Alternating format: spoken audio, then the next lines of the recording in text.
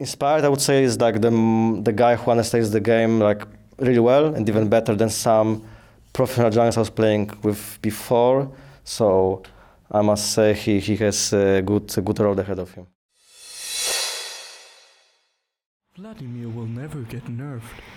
You will get an 05 Yasuo in every one of your ranked games. NA will win worlds. Hey man, got trouble sleeping? Try Brain Effect Sleep. What are you doing in my home? Hello everyone, this is Darius from the Shotcaller, here with Vander after a very explosive win against Schalke with a very explosive ending where Finn just obliterated everyone. What was the team communication like when Finn made that Quiana play? Yeah, so actually we had a problem in this moment. Even though we had a problem to contest the mid wave, so I said that we have to flank. So it's me and the Kiana mostly. I said that we should try to flank, me, Alistar, and Kiana. And then I was coming kind of from both sides, he was coming from top side. And then when he was already in the flank position, I noticed that the country escapes just went through mid to give him vision, and then he just went for the big play. And I love Kiana. I mean, I told my team just pick Kiana today because I love the explosives on the wall. It's like, okay, it one-shots everyone as well, but the explosives are the best. It looks cool, no? Yeah, I mean, it's the best on the river, you know, you can ult the river a little bit and then everything spreads. It goes everywhere. So how does it feel to ruin Rogue, say, in the way that you were the only team member to die that entire game? I mean, someone has to do the duty, you know, go in. And when I died, we got Nash. Upset was, I guess, had to kill me. Has some grudge maybe against me. So, I mean, if he wants to kill me and give us Nash, I will take it. You will take it every time. Now, what we did see today also from you was the Alistar, and I spoke with a few supports over the last few weeks about the changes, 9.14 and everything, and a lot of people were like, Alistar, not so sure. You picked him up. What was the reasoning behind it? Well, it's good with Kai'Sa, so it's like when Morgana is banned, there's nothing really bad that you can't lane. We're a bit worried about Karma Flex, so we're like, okay, maybe we should blind pick support. Do you have something like, yeah, I can go for Ali, so we locked it in.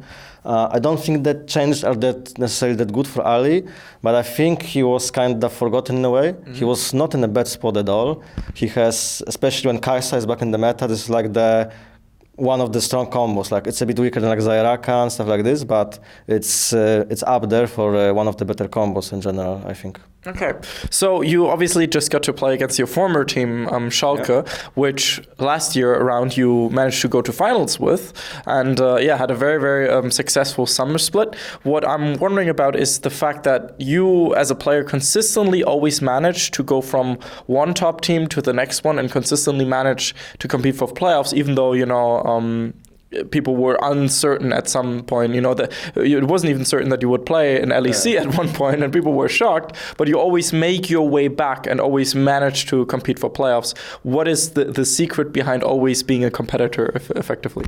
I think in general I had a good reputation until maybe the summer of Schalke, surprisingly, because I was playing only two champs, Alistar and Braum.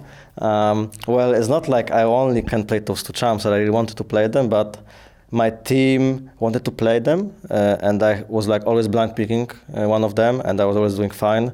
So there's like big advantage for my team in the draft if I can just blind pick one of them, and it's like never do like really bad. You know, we get like Ezreal Braum against Poppy, like Varus, you know, like stuff like this, or like Ezreal Shen actually, and then we like even CS we went Force Flash in Vitality playoff. So I like outscale them so hard, for example. But how to be always a competitor? Well, it's like, let's say there's not many actually of those old school players. I guess I'm starting to be one of the old guard right now. It's like me, Jankos, Soas was playing before us, and I guess Reckless as well, even though he's younger than us. So yeah, I was the secret. I mean, I guess we like to play the game still. I think all of us, we still have fun, and we just try to do our best every day, and it's our job and career in a way. So. Well, I sacrificed a lot in my life to be here, so just stop tryharding would be, like I would waste so much time. So unless I want to do something else, then I will obviously do my best all the time. But as long as that's not the case, you'll always try hard effectively. I mean, yeah, I would say there were like times in my career that I was tryharding a bit more or less, but you know, people learn from mistakes, and I think every pro player should just do their best. Is this potential playoffs run with Rogue now that you guys are in a much better position to actually make it? Is it also kind of rewarding to get the recognition from the community again, but also to yourself, knowing that you can still compete for the top spots? Yeah, obviously it feels good. Rogue was pretty bad team last split, so we are happy that. I mean, I wouldn't say we're like a good team yet. We are an okay team, I think, and. Considering we have so many young players, I'm actually pretty happy, and I really think they have like great times ahead of them. Inspired Lars and Finn, they're like, so it's the first split, pretty much in LEC, it's the first split, and they can actually already. I mean, Inspired, I would say, is like the guy who understands the game like really well and even better than some professional junglers I was playing with before. So. I must say he has a good road ahead of him. Yeah, and of course, Finn always had, or previously had a bit of a more shaky start, I would say, but now these games have, especially these last few, have shown that he has great potential and great versatility in some ways as well. I think Finn played not many games with us this split. I think it was his fourth or third. Yeah. So I think there is still some difference between Finn on scrims and stage. He has to be a bit more confident. I think yesterday he took like a good matchup, I think, Saras to Akali, but he doesn't play Saras that much, so he was not that happy about this matchup, but he like took it for the team, didn't work out that well. So yeah, we keep working, and hopefully you can beat OG next week.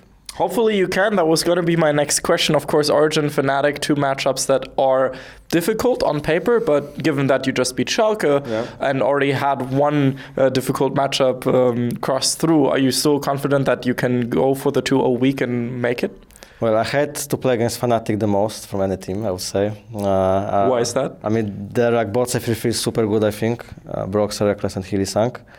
I really don't like playing against them.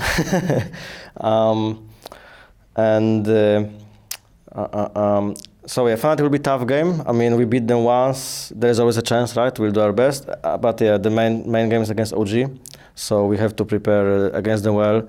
The thing is also in our team, it's important to not have too much pressure. So let's say again, after bad results lately, people kind of fell down. Oh, maybe we can't make playoffs actually. So then we start playing better again. I feel like it. So it's important we don't make too much pressure here. And also not overhype or anything. Exactly. Yeah. exactly.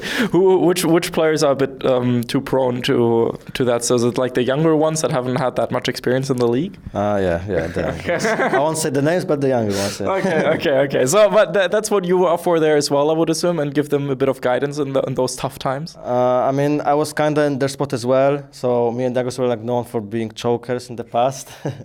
And yeah, it's actually when you have a lot of expectations and some pressure, and you actually think you can, let's say, win the whole split, and people say like the best. People start playing a bit worse sometimes. So it's important to just chill a little bit and treat it as every other game you play in scrims or whatever. And for me and for others, for some other people, this mindset works. I think so far it's worked pretty well. Of course, best of luck in the last week of LEC, a very important one for a lot of teams, including Rogue. Is there anything you would like to say to your fans? Yeah, keep fingers crossed for next week, and hopefully we'll make the first playoffs in Rogue's history. And a hashtag for the people that watch until the end? Hashtag Rogue Nation. It's got to be in there. Thank you so much, Vander, for your time. Make sure to follow him on Twitter, Rogue as well. And I see you guys with more LEC interviews very soon. Thank you for watching. See you guys. Bye-bye.